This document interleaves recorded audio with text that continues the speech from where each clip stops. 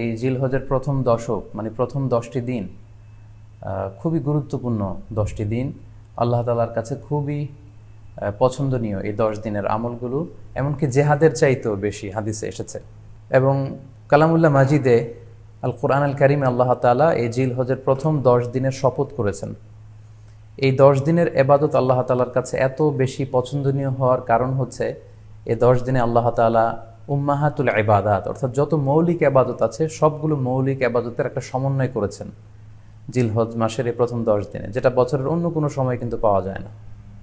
কারণ এই 10 দিনের ভেতরে সালাত আছে, নফল সিয়াম আছে, সাদাকা আছে, কুরবানি আছে, হজের প্রসঙ্গটা আছে, যেটা বছরের অন্য কখনো এরকম উম্মাহাতুল ইবাদাত অর্থাৎ যত মৌলিক আবাদত আছে সব মৌলিক আবাদতের কম্বিনেশন সমন্বয় বছরের কোনো সময় কিন্তু আসলে হয় না, যেটা হয়ে থাকে জিলহজ মাসের প্রথম এই 10 দিনের ভেতর। এজন্য এই 10 দিনের ইবাদত আল্লাহ তাআলার কাছে অত্যন্ত বেশি প্রিয়। এজন্য আল্লাহ রাসূল সাল্লাল্লাহু আলাইহি ওয়াসাল্লাম এই 10 দিনে যাতে আমরা বেশি বেশি নফল ইবাদত করি আমাদেরকে উৎসাহিত করেছেন। পাশাপাশি আমরা যেন বেশি বেশি তাহমিদ, তাহলিল, তাকবীর দিয়ে এই 10টি দিনকে মুখরিত করে রাখি, এজন্য তিনি আমাদেরকে আদেশ করেছেন। এজন্য এই 10টি দিনে আমরা যেন বেশি বেশি সুবহানাল্লাহ ওয়ালহামদুলিল্লাহ লা ইলাহা ইল্লাল্লাহু আল্লাহু আকবার এই আজকারগুলো যেন আমরা বেশি বেশি পড়ি।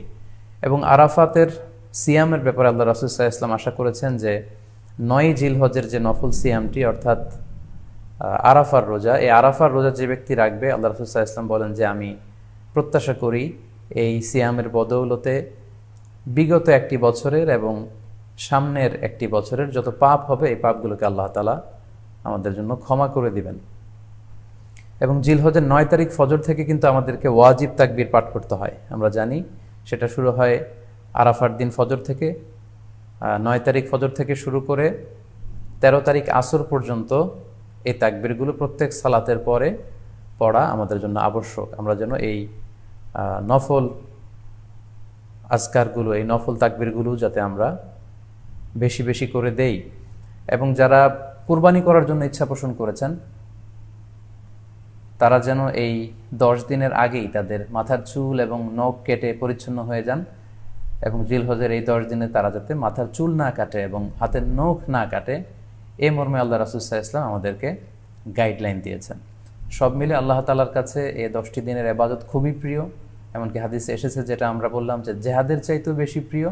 এজন্য এই সুবর্ণ সুযোগটুকুন যেন আমরা কখনোই মিস না করি।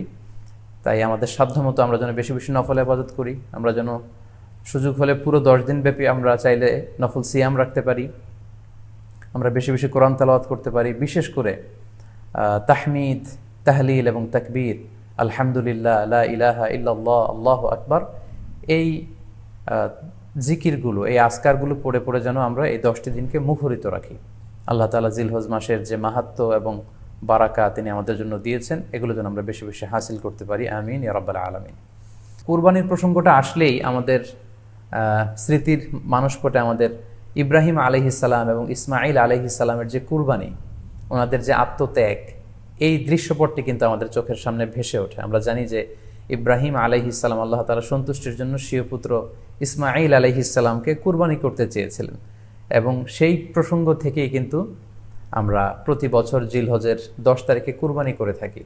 এবং এই দৃশ্যটি আল্লাহ তাআলার কাছে এতই ভালো লেগেছিল, এই আত্মত্যাগের দৃশ্যকে আল্লাহ তাআলা স্মরণীয় করে রাখবার জন্য কিয়ামত পর্যন্ত সব বিশ্বাসীদের জন্য এই জিলহজের একই টাইমে, জিলহজের 10 তারিখে কুরবানি করাটাকে আল্লাহ তাআলা আমাদের উপর অবধারিত করে দিয়েছেন। এই বিষয়টি সূরাতুস সাফফাতের 105 নম্বর আয়াতে আল্লাহ তাআলা এভাবে ইরশাদ করছেন, ফালাম্মা বালাগা মাআহু সা'য়া ক্বালা ইয়া বুনাইয়া ইন্নী আরা ফিল মানামি আন্নী আযবাহুক ফানজুর মাযা তারা। অর্থাৎ ইসমাঈল আলাইহিস সালাম যখন একটু বড় হলেন, বাবার সাথে হাঁটতে পারেন, দৌড়াদৌড়ি করতে পারেন, ঠিক তখন ইব্রাহিম আলাইহিস সালাম স্বপ্নে দেখলেন যে তিনি ইসমাঈল আলাইহিস সালামকে কুরবানি করছেন। এবং স্বপ্ন দেখেই তিনি সরাসরি ছেলের সাথে কনসালটেশনে গেলেন, পরামর্শ করলেন যে বাবা, আমি তো স্বপ্নে দেখেছি যে আমি তোমাকে কুরবানি করছি, ফানজুর মাযা তারা, what do you think about it, what's your opinion about it, তোমার মতামত কি সেটা তুমি আমাকে বলো। তখন সাইয়েদনা ইসমাঈল আলাইহিস সালাম অত্যন্ত সাহসিকতার সাথে বলিষ্ঠ একটি জবাব দিয়েছিলেন। সেটাও আল্লাহ তাআলা কোরআনে সরাসরি কোট করেছেন। তিনি বলেছিলেন, ক্বালা ইয়া আবাতি ফাআল মা তু'মার সাতাজিদুনি ইনশাআল্লাহু মিনাস সাবিরিন। অর্থাৎ, হে আমার সম্মানিত পিতা, আপনি যেমনটি স্বপ্নে দেখেছেন, আল্লাহ তাআলা আপনাকে যেমন আদেশ করেছে আপনি ঠিক তেমনটিই করুন। আপনি ভয় পাবেন না, ইনশাআল্লাহ আপনি আমাকে ধৈর্যশীলদের অন্তর্ভুক্ত পাবেন। একটু কি কল্পনা করা যায় যে সাইয়েদনা ইসমাঈল আলাইহিস সালাম, ছোট্ট শিশু, তিনি যখন শুনলেন যে বাবা তাকে কুরবানি করবে, জবাই করবে, তার প্রত্যুত্তরে তিনি বলেছিলেন, বাবা আমি ভয় পাচ্ছি না, আমি আপনাকে নিয়ে চিন্তিত। আপনি ভয় পাবেন না, বরং আপনি যা আদিষ্ট হয়েছেন আপনি তাই করেন। কারণ নবীরা যখন স্বপ্নে কিছু দেখে, সেটা সাধারণ মানুষের মতো স্বপ্ন নয়, সেটা ওহী, সেটা আল্লাহর পক্ষ থেকে আদেশ। তো আপনি আমাকে ধৈর্যশীল পাবেন, আপনি ভয় পাবেন না। সাইয়েদনা ইব্রাহিম আলাইহিস সালাম ইসমাঈল আলাইহিস সালামকে কুরবানি করতে শুরু করলেন, জবাই করতে শুরু করলেন। আল্লাহ তাআলার কাছে এই দৃশ্যটি এত ভালো লাগলো, আল্লাহ তাআলা সাইয়েদনা জিবরাইল আলাইহিস সালামকে দিয়ে জান্নাত থেকে একটি বকরি বা মেষ পাঠিয়ে দিলেন। সাইয়েদনা ইসমাঈল আলাইহিস সালামকে ছুরির নিচ থেকে সরিয়ে ফেলা হলো, আর সেখানে ইসমাঈল আলাইহিস সালামের পরিবর্তে একটি জান্নাত থেকে আনা বকরি বা ছাগলকে সেখানে কুরবানি করা হলো। আল্লাহ তাআলা বললেন, কদ সাদ্দাকতা রুইয়া, ইব্রাহিম তুমি তো তোমার স্বপ্নকে সত্যায়ন করেছো, বাস্তবে রূপান্তরিত করেছো, তুমি তো এই কঠিন পরীক্ষায় সফলতার সাথে উত্তীর্ণ হয়েছ। সাইয়েদনা ইব্রাহিম আলাইহিস সালাম পরীক্ষায় উত্তীর্ণ হলেন, এবং বাপ বেটার এই দৃশ্যায়নটি আল্লাহ তাআলার কাছে এত ভালো লেগেছে, আরশের উপর থেকে আল্লাহ তাআলা এত পছন্দ করেছেন ওনাদের স্যাক্রিফাইসকে, কুরবানিকে, কিয়ামত পর্যন্ত আমরাও যাতে কুরবানি করি, আল্লাহ তাআলা আমাদের জন্য এটাকে অবধারিত করে দিয়েছেন।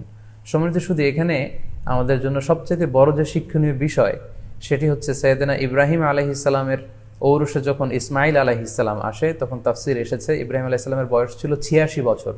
Could you imagine that?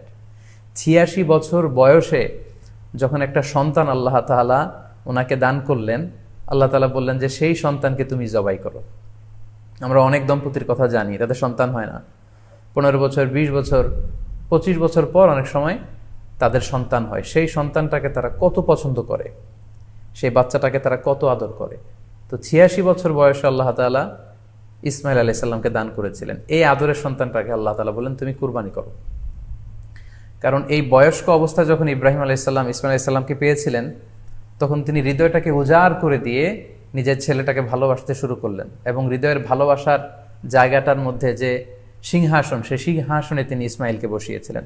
আল্লাহ তাআলা চেয়েছিলেন যে ইসমাঈলকে সেখান থেকে সরিয়ে ওই ভালোবাসার সিংহাসনের জায়গাটাতে তুমি যেন আল্লাহ তাআলাকে স্থান দাও, এবং সেই পরীক্ষাটাই তিনি বেসিক্যালি সাইয়েদনা ইব্রাহিম আলাইহিস সালামের কাছ থেকে করেছিলেন, এবং সেই পরীক্ষায় সাইয়েদনা ইব্রাহিম আলাইহিস সালাম সফলতার সাথে উত্তীর্ণ হয়েছিলেন।